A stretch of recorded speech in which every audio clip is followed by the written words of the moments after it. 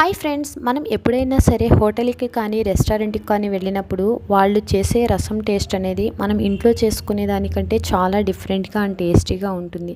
ఎందుకో తెలుసా? వాళ్ళు వాడే రసం పొడి అట్లాంటిదనమాట. అట్లాంటి రసం పొడిని మనం కూడా ఇంట్లో తయారు చేసుకుని అంత టేస్టీగా మనం కూడా రసాన్ని రెడీ చేసుకోవాలి అనుకునేవారు ఈ వీడియోని స్కిప్ చేయకుండా చూడండి. ఇందులో రసం పొడిని ఏ విధంగా తయారు చేసుకోవాలి అనే ప్రాసెస్ అనేది ఎక్స్ప్లెయిన్ చేయబోతున్నాను.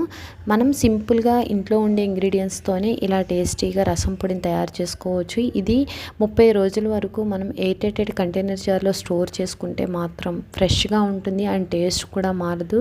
మనం ఎప్పుడు కావాలన్నా రసం చేసేటప్పుడు దీన్ని యూస్ చేసుకోవచ్చు అనమాట. ఇప్పుడు ప్రాసెస్లోనికి వెళ్ళిపోదాం. ఒక ప్యాన్ తీసుకుని దాంట్లో 1 టేబుల్ స్పూన్ ఆయిల్ని హీట్ చేసుకోవాలి. దీంట్లోనే 1 కప్పు కందిపప్పుని వేసుకోవాలి. కందిపప్పులోని పచ్చివాసన పోయేంత వరకు మనం తిప్పుతూ ఫ్రై చేసుకోవాలి.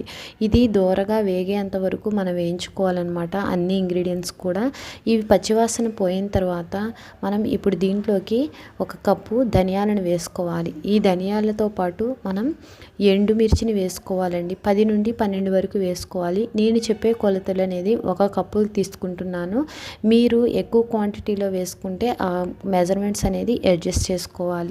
ఈ ఎండుమిర్చి అనేది తొక్కలు తీయకుండా కూడా వేసేసుకోవచ్చు. దీంట్లోనే 1 పావు కప్పు జీలకర్ర, 1 పావు కప్పు మిరియాలు, అదేవిధంగా గుప్పెడు కరివేపాకు రెల్లలు వేసేసుకొని తిప్పుతూ ఫ్రై చేసుకోవాలన్నమాట. ఇవి గోల్డెన్ కలర్ వచ్చేంత వరకు బాగా తిప్పుతూ ఫ్రై చేసుకున్న తర్వాత స్టవ్ ఆఫ్ చేసేసుకోవాలి.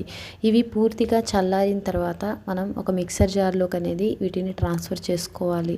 ఆ తర్వాత దీంట్లోనికి 1 టేబుల్ స్పూన్ పసుపుని వేసుకోవాలి. అదేవిధంగా 1 టేబుల్ స్పూన్ ఇంగువని వేసుకోవాలి. ఈ ప్లేస్లో 1 టేబుల్ స్పూన్ ఉప్పుని కూడా యాడ్ చేసుకోవచ్చండి. నేనైతే ఉప్పుని వేయకుండానైతే ఈ రసం పొడిని రెడీ చేసుకుంటున్నాను. మీకు కావాలనిపిస్తే ఉప్పుని కూడా యాడ్ చేసుకొని ఇలా రసం పొడిని గ్రైండ్ చేసుకొని ఇలా చూడండి, ఓపెన్ చేస్తే ఎంత చక్కగా రెడీ అయిందో. మనం ఆపుతూ గ్రైండ్ చేసుకుంటే మాత్రం ఈ పొడి అనేది చాలా మెత్తగా అవుతుంది. మనం జల్లెడ పట్టుకునే అవసరం కూడా ఉండదన్నమాట.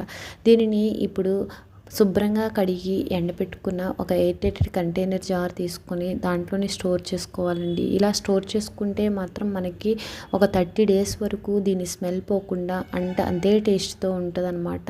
దీనిని మనం ఫ్రిడ్జ్లో కూడా స్టోర్ చేసుకోవచ్చండి. ఇప్పుడు మరింత టేస్టీగా మనం రసాన్ని రెడీ చేసుకునేటప్పుడు దీంట్లో 1 టేబుల్ స్పూన్ రసం పొడిని వేసేసి బాగా మరిగిన తర్వాత సర్వింగ్ బౌల్లోకి తీసుకుంటే చూడండి ఎంత చక్కటి రసం అనేది రెడీ అయిపోయింది.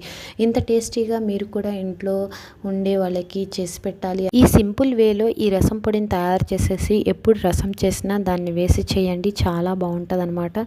ఇంకా నా ఛానల్ని ఎవరైనా సబ్స్క్రైబ్ చేసుకోకపోతే please subscribe to my channel. Thanks for watching. Thank you all.